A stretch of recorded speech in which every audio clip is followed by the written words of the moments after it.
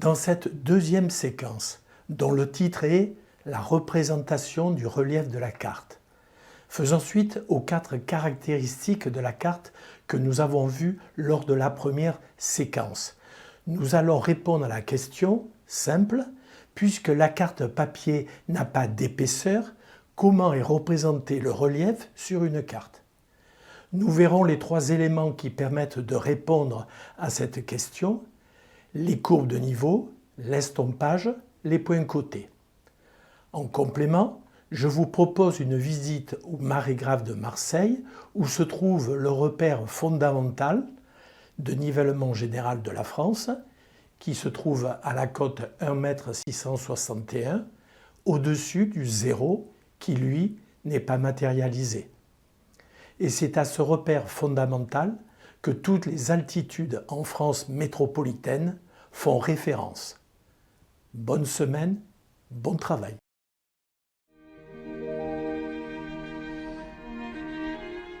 Vous avez fabriqué votre carte en relief lors de la séquence 1.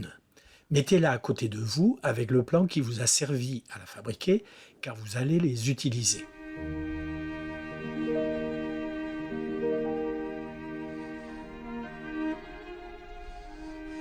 Puisque la carte papier n'a pas d'épaisseur, comment est représenté le relief sur une carte?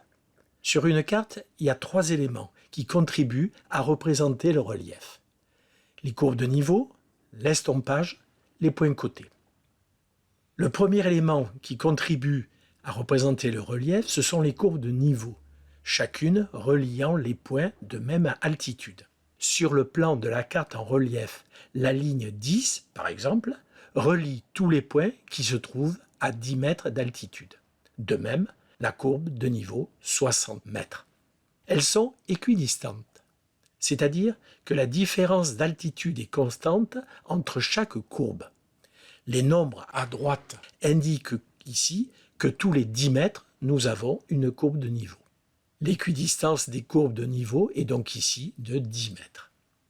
Ce sont des courbes fermées. Sur le plan de la carte en relief, et sur la carte aussi, vous pouvez suivre une courbe de niveau à n'importe quelle altitude.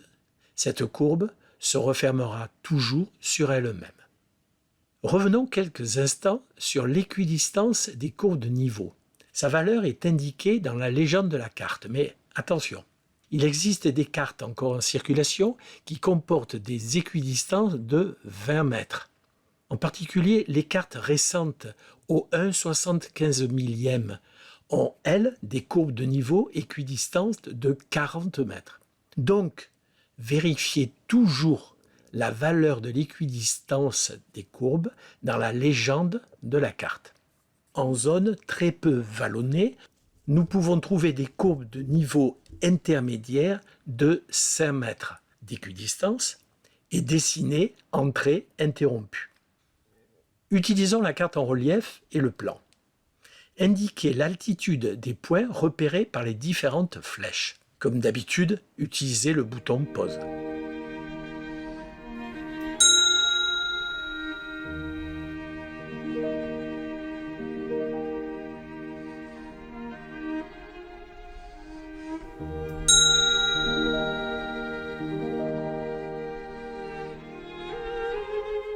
Retournons à notre carte IGN 3244 ET. Je vous propose 2 exercices pour apprendre à déterminer l'altitude d'un point avec les courbes de niveau. Ces 2 exercices sont à faire sur la carte papier et non pas sur l'écran, question de lisibilité. Et munissez-vous éventuellement d'une loupe. N'oubliez pas le bouton pause. Je vous retrouve après le 2e exercice.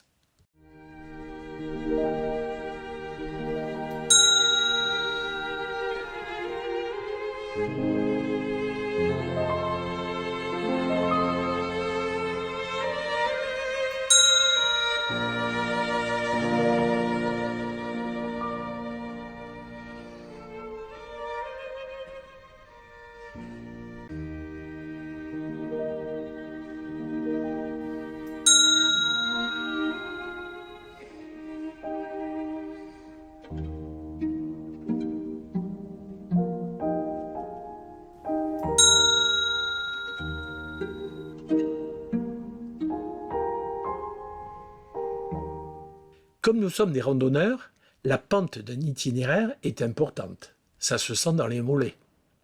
Il est intéressant quand on prépare une randonnée de calculer la valeur de la pente, parce que cette valeur va conditionner la vitesse de progression.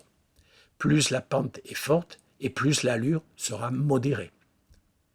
Comment calculer sur une carte la pente d'un cheminement? La pente est le rapport entre la différence d'altitude entre deux points et la longueur du cheminement entre ces deux points projetés sur l'horizontale. Pour l'exprimer en pourcentage, il faut multiplier le résultat trouvé par 100. Voici le calcul de la pente pour une dénivelée de 320 mètres et la projection du sentier sur l'horizontale de 1750 mètres. Le calcul donne une pente de 18,3%. Une pente à 100% correspondra à un angle de 45 degrés.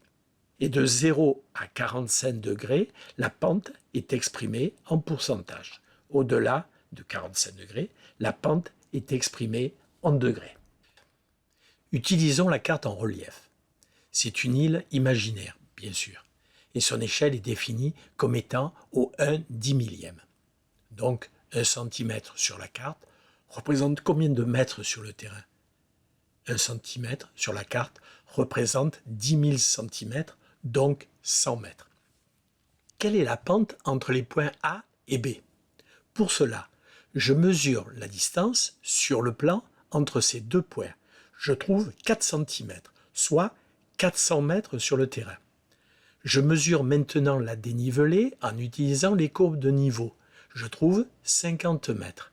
La pente est donc de 50 divisé par 400 multiplié par 100 égale 12,5%. À vous de travailler un peu. Quelle est la pente entre les points C et D? Appuyez sur pause, calculez, puis regardez le résultat sur la diapo suivante.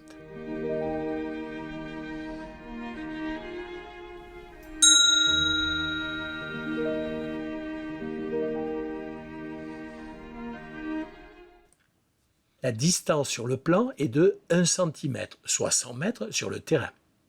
La dénivelée est de 40 mètres. La pente est donc de 40 divisé par 100 que multiplie par 100 est égal à 40%. Revenons à notre carte IGN pour calculer 3 pentes. Utilisez toujours la carte papier pour une meilleure précision et une meilleure lecture.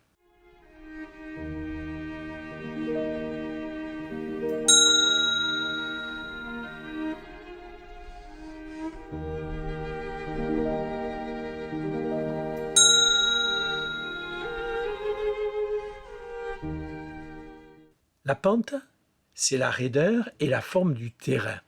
Suivant l'écartement des courbes de niveau, on peut, avec un peu d'entraînement, apprécier la forme du terrain. Le tableau vous donne 4 exemples avec les relations entre ce que l'on voit sur la carte et ce qui existe sur le terrain. Sur la carte, les courbes sont serrées et régulièrement espacées. Sur le terrain, la pente sera forte et régulière. Sur la carte, les courbes sont moins serrées mais régulièrement espacées. Sur le terrain, nous aurons une pente plus faible mais régulière. Sur la carte, nous avons des courbes resserrées vers le sommet ou l'amont. Sur le terrain, nous aurons une pente à sommet pointu. Sur la carte, nous avons des courbes resserrées vers le bord ou l'aval. Sur le terrain, nous aurons une pente à sommet aplati. Il existe aussi une autre possibilité pour connaître la pente d'un terrain sur la carte.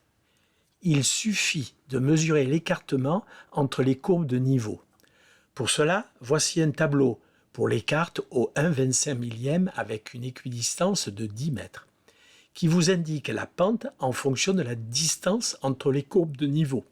Pour avoir une meilleure précision, il vaut mieux faire la mesure sur plusieurs courbes de niveau. Exemple d'utilisation de ce tableau. Si l'écart entre deux courbes de niveau est de 1,6 mm, la pente du terrain est de 25% et peut être qualifiée de pente moyenne. Allez, un exercice. En utilisant la méthode que vous voulez et le tableau pour la qualification de la raideur, calculez la pente et la raideur de chacune des 6 pentes indiquées.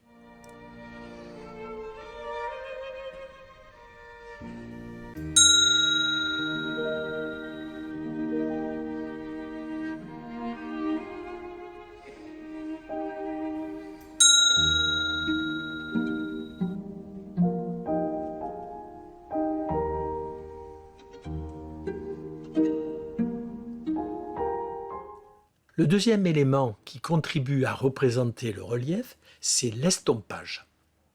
Il n'en a pas toujours été ainsi. Pour preuve, voici 2 extraits de cartes de la même zone, l'une sans estompage de 1960, l'autre avec estompage de 1994. Cela revient à rajouter un estompage par rapport à un éclairage venant du nord-ouest. Les pentes exposées au sud-est seront noircies plus ou moins selon leur altitude.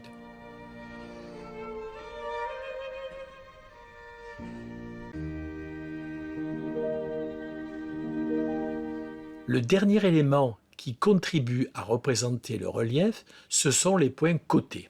Ces points cotés que l'on trouve sur la carte aident à la lecture des courbes de niveau en donnant immédiatement l'altitude d'un point proche d'une courbe de niveau, précisent les parties non représentées par les courbes de niveau en raison de l'équidistance, sommet, cuvette, changement de pente, servent de points connus à des opérations altimétriques sur le terrain, par exemple le réglage d'un altimètre.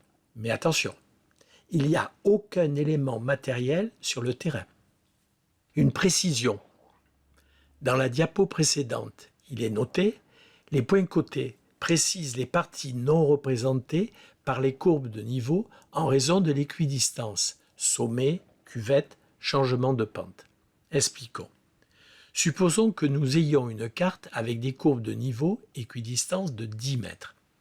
Si un élément de terrain, une bosse par exemple, mesure 9 mètres de hauteur, en fait, une hauteur inférieure à 10 mètres, cet élément n'apparaîtra pas sur la carte, car la prochaine courbe de niveau sera à 10 mètres. Il y aura peut-être un point coté pour indiquer l'altitude du sommet de cette bosse.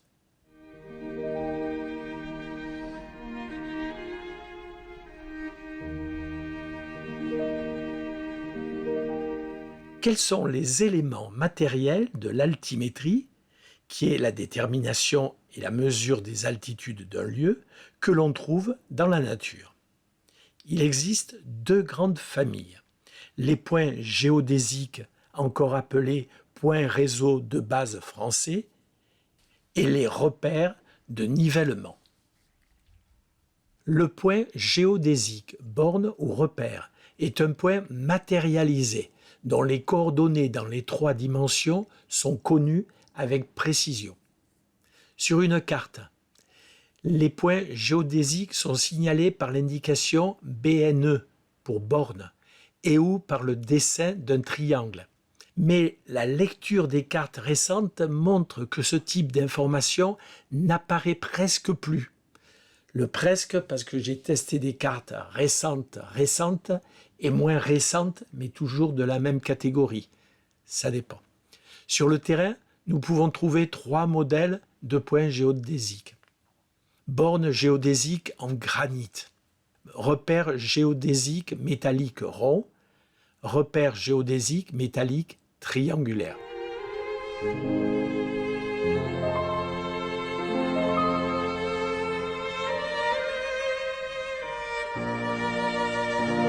Ce sont des points matérialisés, dont l'altitude seule est déterminée avec précision. Notez RN sur les cartes, ils sont installés sur des supports stables. Mais, comme pour les points géodésiques, la lecture des cartes récentes montre que la mention RN n'apparaît presque plus. Avec cette séquence Sur le relief, j'ai parlé d'altitude plusieurs fois. Mais quelle est l'origine des altitudes en France métropolitaine?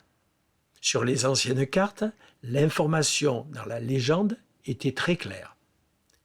Avec les nouvelles cartes, cette information est beaucoup moins explicite, mais correspond exactement à la même chose. C'est le nivellement général de la France établi en 1969 et qui est siglé NGF IGN 69.